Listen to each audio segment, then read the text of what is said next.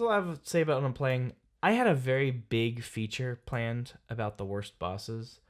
Like, okay, well, for each genre, like, what makes a bad boss? I found out that they're all the same. Started to really boil itself down. Yeah, there's one reason. I'm just going to start. I'm going to spoil it for y'all. Do it. I'm going to tell you what makes a bad boss. Being antithetical to the design of the game. Correct. Always testing things that are not conducive to the mechanics of the game or / emphasizing the worst part of the mechanics of the game. The rare occasion I found that was the exception tends to be a difficulty spike. If there's a really huge random difficulty spike, that tends to also be I think a there's reason. one thing that is not encapsulated by those first two statements. And that is when the game invites you to play in particular ways and the boss cannot be engaged with. Yeah. With multiple ways to play the game. I argue that the Ninja Gaiden series would be better without any bosses. None. Interesting. I think it would be a better game overall without bosses. So some of the examples I have here for the action genre. The goddess at the end of Ninja Gaiden 3 / Rager's Edge. Rinse and repeat. Very long battle. Does not engage anything that you've learned. It is a rinse and repeat stupid strategy. There's the dragon from the first Ninja Gaiden game. Rinse and repeat strategy. Has super high damage moves with trial and error to learn that have nothing to do with this tense, focused combat of the game. Just land a couple hits in when the dragon... What do you think about it literally pushes its head towards you and waits for you to hit it before it resumes its attack animations where you can't hit it. That's pretty lame. Pretty terrible. Gigadeath in Ninja Gaiden 2, my least favorite boss in the entire series. You have... Gigadeath? Name is Gigadeath. It has a one-hit kill move. It has a one-hit kill move. It can pretty much only be damaged by the bow and arrow.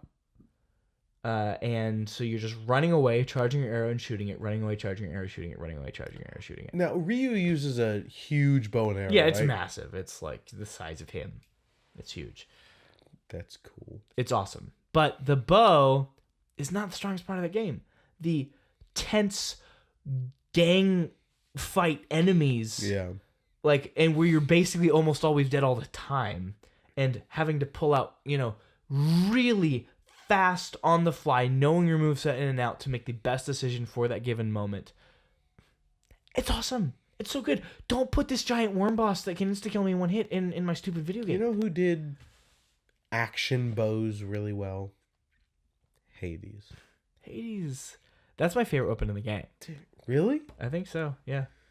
Specifically the Hera one where you can load I think that's the first time I beat the game. It's one of my least favorites, actually. We can But I load the think that's the shard first time I beat into it. the bow. Oh, and you use Dionysus, just load 3 of the mist bombs into the bow. It's so cool. It's awesome. You would think a bow is antithetical to what the rest of the game's doing. Which even the gun is really approaching that. But you can do some pretty interesting things with.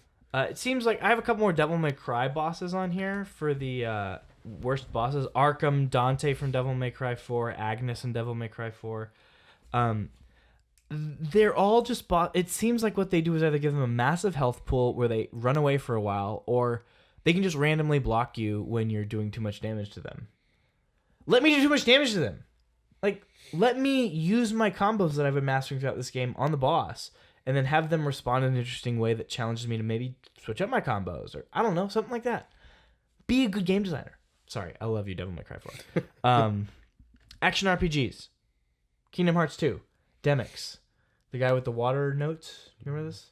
I didn't play Kingdom Hearts 2. That is a tragedy. How many times have I told you this? I just want it to be true so bad that I forget. You can basically only beat him by playing this dumb little minigame where you have to grab his notes and swing them around and destroy all the other notes on the field. None of you don't play the game. You don't play Kingdom Hearts 2. You're just doing that to beat him. And that is the most boring thing ever. And it has a very tight timer on harder difficulties that makes it have to be repeated constantly. It's terrible. Bubble Man in Mega Man Battle Network 3, who becomes a good boss once you have the tools to deal with him. So he basically hovers in the back row, has a one-hit shield that kind of regenerates pretty constantly, and he hides behind 2 rocks. So you have 3 lanes, right? And he's hiding behind 2 rocks.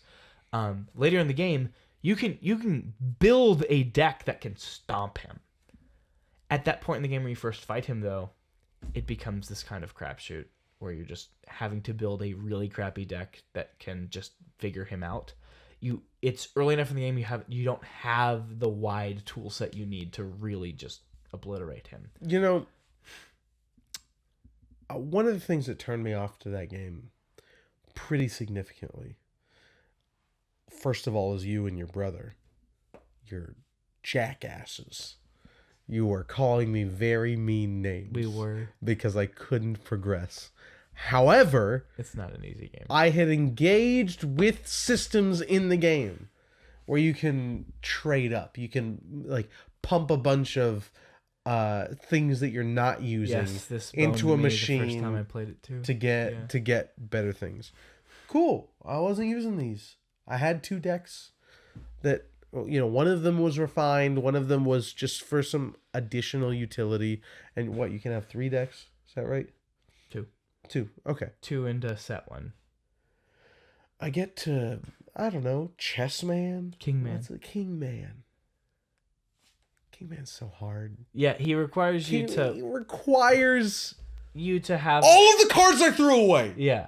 Yeah, it bones everybody the first time I play Mega Man. You're supposed to always keep 4 of every card of that code, because you never know when you'd need that code in that card. Sometimes you use a weaker card just because it has the code that lines up with your deck, you know?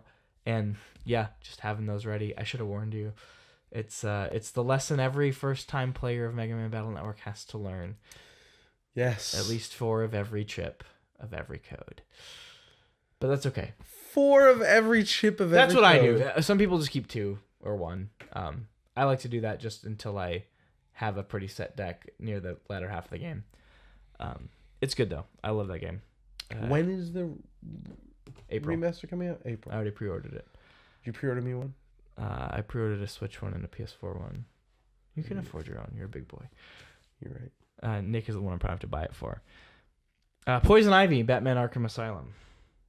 I don't know why that's in the action RPG genre. It's supposed to be under action adventure. But that was a terrible boss fight. We talked about it on the cast. Poison Ivy is the worst. Yes, I just wrote her down here. Yeah. Poison Ivy's stupid. Poison Ivy is this big spectacle. You can do so many interesting things with it. You do one thing. And by this time you have over half your kit, I think. You might even have almost all of your kit at this point. But you do one thing to beat her. You throw your bat ring. And it takes a long time to finish her off. Stupid. That's another theme, like just bosses that take too long. So I have let's just go through some of the Dark Souls one. Bed of Chaos, Man-Eaters. Pick one from Elden Ring. Massive health pools, way too long on the delays of those attacks. Oh my god, dude, the delays. It's nearly impossible to read half of the attacks in that game. It should be intuitive. Not easy, but it should be intuitive. You know? Covetous Demon, Dark Souls 2. You know, just pick one. The big boy from Monster Hunter World, the massive lava guy. What's his name? Starts with a Z. I don't know. Whatever. He's dumb. What a waste of a boss. I hate him. He just takes too long. He has nothing to do with the hunting mechanics of the game. It's terrible. It's terrible, terrible. RPGs. Okamura from Persona 5. The CEO guy. Yep, he's stupid. Yep. You literally just lower the difficulty and get through it. Or if you're like me and you're stubborn, you just go grind for the right demons and the exact right demons and pray. Run in there and pray. I pity people who play it on a higher difficulty. The final bosses in Ni no Kuni. There are so many of them back to back that if you are not of a certain level that is much higher than the level you will probably be when you show up there, unless you've been grinding a lot, you're going to have to go back and grind a lot, because I think it's, let me see, 1, 2, 3 bosses back to back. You heal in between them, but your items go away and everything. And it was a long dungeon to get there. It's a long, difficult dungeon to get there. So you're already exhausted on stuff. Dude. like they should have warned you before you went in. Like you should probably be like 20 levels higher than you are right now. That game's dumb. That's not true. I love that game. But one I've got here. We did already talk about the ghost in Zelda in Wind Waker. Yeah, I have that. That ghost boss is stupid, but and I've talked about this. Yeah, he's stupid, dude. Well, I just use the bow and arrow, just constantly locking onto things. I just did I finally figured I just did the charge up move that you get from Orca from giving him the 10 Knights crests. You just spin around super fast and hit almost all of them in one go. I suppose I could have just used a spin attack instead. Yeah, charging the spin attack takes too long. Yeah, it takes a long time. Spinning, you're aware that you can. Yeah, you can just spin the stick. Spin the stick. It's so useful. Yeah. Dude. So useful. But one that I always look back on, and I've played several games like this. I'm sure I've talked about several games on the cast that are like this. In Returnal, my best run was using the shotgun and the rot gland lobber, they call it. It's a little grenade launcher that just launches a little mushroom grenade. Who knows what exactly it is. I think it's a mushroom grenade, but it's a short range thing. It launches something, it's got a little arc, and then it explodes with some poison damage. It's great. Launch all three of those, weapon in the game. Pull out your shotgun and use the sword. It's odd that I feel like I'm not typically that kind of player, but I found the best way for me to play was get in there as aggressive as possible and find whatever the failure point for this run is as quickly as possible. Because that's what was going to happen. I was going to fail over and over and over again. So playing those super aggressive strategies got me the best runs. And I finally make it to the third boss with that build. Sword upgrades, the shotgun, and the rock gland lobber. And I am almost incapable of engaging with the boss. Ranged only boss. Ranged only boss. It was a poor decision. I was good boss. Furious. If you are aware, that is a ranged only decision. Furious, dude. It was a very cool spectacle, though. You should never do that. No, never. You should never. Just don't even give me the option. Yeah. Yeah. God, yes. Dude, that's like that design is crazy to me. Like the rest of the game is so tight. Only time it does. How do people not see that? Yeah, it's the only time. Because it's not totally uncommon that like that sort of thing where a boss is just antithetical to one or multiple builds that are afforded to you as a player. Hades does a good job of avoiding that. Every build is useful. That's crazy. Because Hades is built around breaking the game, right? That's the way to do it when you do something like that.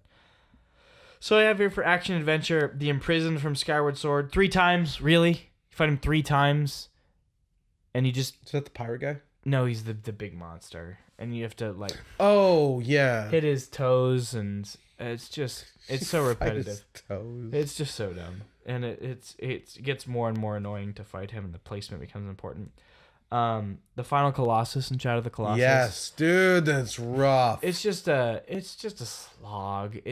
The spectacle dies by the time you reach the top. Yeah, unfortunately, they really should have reined that in because the spectacle is awesome. Yeah, it's great. It's really incredible, but doing it is exhausting. Yeah, which might be the point, but unfortunately, yeah, as slow and methodical as the game is, the fights are incredibly engaging. It's very dynamic.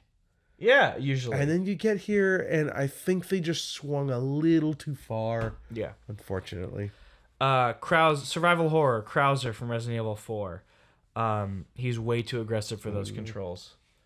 And that last form he has, I just use the rocket launcher on him every time. He can suck it. I hate that boss. Are you gonna intentionally use something else in the remake? See if he it seems like it's gonna be way different. The remake's gonna be totally different. Oh, okay. Yeah, so okay. I'm sure it'll be different. Miranda from Resident Evil 8, the final boss. I think she has way too much health. The difficulty spike is Yeah, very dumb. that's a stupid boss. I had the Just Magnum. dumb boss in general. New Game Plus. I had the Magnum with 12 shots. You played it twice? Oh, yeah. I love that game. It's good. New Game Plus, Magnum, upgraded Magnum, fully all the way upgraded for damage. 12 shots hit her every time. She still wasn't dead. Mm-hmm. Are you kidding me? And then, I unload my it's just full a shotgun. stupid It's a thing. terrible boss. However, giant machine guy. Oh, every other boss in that game is Tornado. brilliant. I love those. Amazing. I love that game. Silent Hill, the cop lady from the first Silent Hill. Just run, point, shoot, pray. Really, just there's no strategy. Just hope that you win. Oh my god. Silent Hill 1 is run, rough. point, shoot, pray. Yeah, I wish Silent Hill 1 was getting the remake, not 2. 1 has so much to offer. Yes, but even if it was better realized, I'm curious. I'm not making a statement with this question. I'm curious. Even if 1 was better realized, would 2, like let's say they were just on par with each other, which is better? 2. Definitely. Okay. There you go. Sure. I get it. 2 is playable now. 1 is not. You know what I'm saying? Barely though. It's right on the precipice. Sure. Stealth games. The skulls from Metal Gear Solid 5. Just one strategy in a game that is all about whatever you want to do. You just get the biggest gun and shoot them in the face. Ooh, bad look for my boy Metal Gear Solid 5. Liquid Snake from Metal Gear Solid 1. I wouldn't know. I watched that one. Long and repetitive. Controls make it difficult. Again, just pray. Pray that you get some good RNG on that one.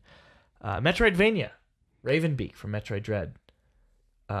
Just a huge difficulty spike. And a lot of repeat memorization crap. They're trying to go for spectacle when you already nailed it with Kraid. That Kraid fight is the best in the entire Dude, series. that Kraid fight's crazy, It's dude. Just the best. And then Kraid there's fight in the series. there's alternate ways you can kill him. Yeah, and with to get new alternate cutscenes. Yeah, it's just It's good, dude. That's so good. so first As person much shooter. as I dislike that game, Yeah. that Kraid The fight's Kraid amazing. I love that game. First person shooters, I have Doom 2 and Doom Eternal. Okay. Both the icon of sin. In Doom 2, the icon of sin is a JPEG on a wall in a game that's all about movement and shooting and positioning. It's a JPEG on a wall that you shoot. with your gun. First-person shooters. Doom Eternal, icon of sin, because you just get a lot of normal enemies and that boss is barely a thing you have to think about. As much as I say it's not a first-person shooter, I am going to say, just for the sake of this, most bosses, almost every boss from BioShock. Yeah. Oh, I almost They're put that. rough, dude. They are not interesting. I've they're been not. waiting for Ken Levine to come back for so long. Judas? Is it Judas? Yeah. Judith? Judas, Judas. I think. I think it's just going to be BioShock again. I know. I hope it's not. Oh, dude. It's going to be the Platformers. same thing. Yeah, Oh, I'm so skeptical. Platformers. Super Mario 3D Land and World. You fight Boom Boom. He's literally a guy who just spins around. You have to jump on his head 3 times. It might as well be a normal enemy. Why are you making me fight this as though it's a boss? Sonic Heroes. Every time you fight another team. That game is not built to do that. And it is so obviously not built to do that why did you keep it in there? It feels like someone just stitched it together as a fan patch and then put it in the game. No. It's a part of the actual full game. You know, as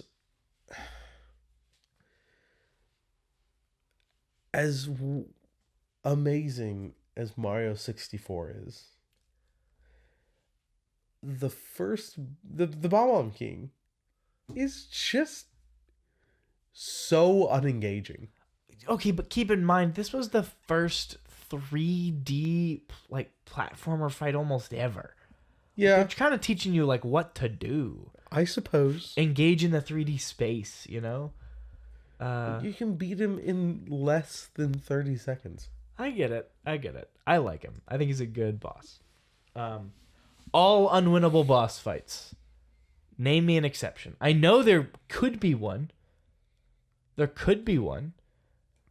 Name me an unwinnable boss fight that is worthwhile. I get it. I meant especially in RPGs. I'm gonna ask you. Like in an 'Cause I don't RPG know. where it's all about numbers. Oh, look, the boss beat you and you're going to beat him later. I know, because my numbers will go up. You're not interested in game.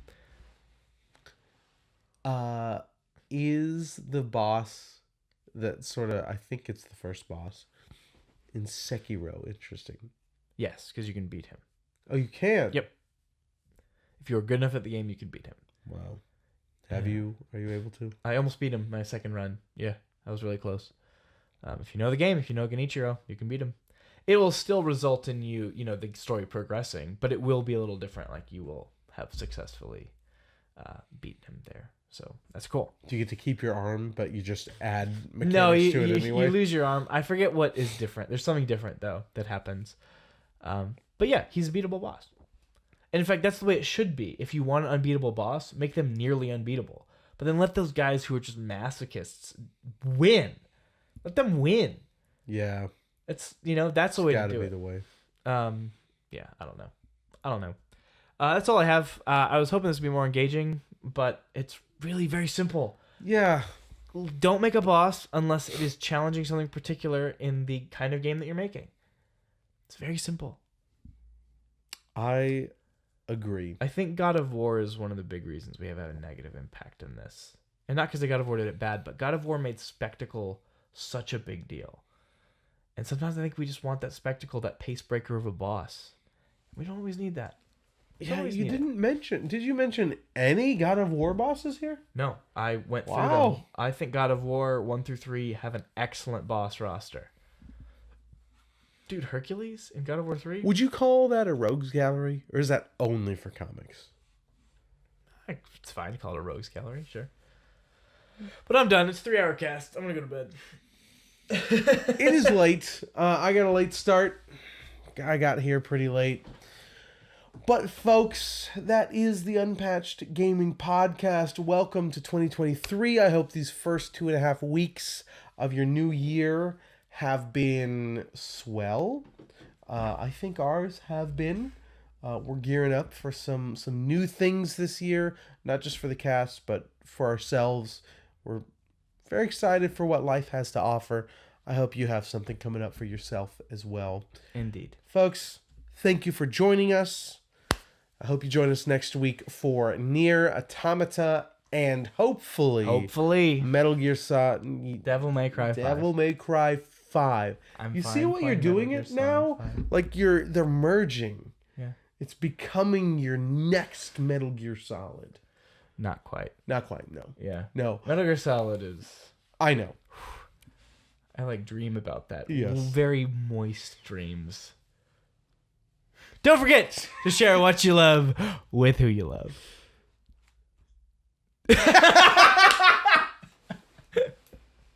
All right, someone stop this so I can go see my wife. Very moist. It's fucking 10. It's 10 p.m.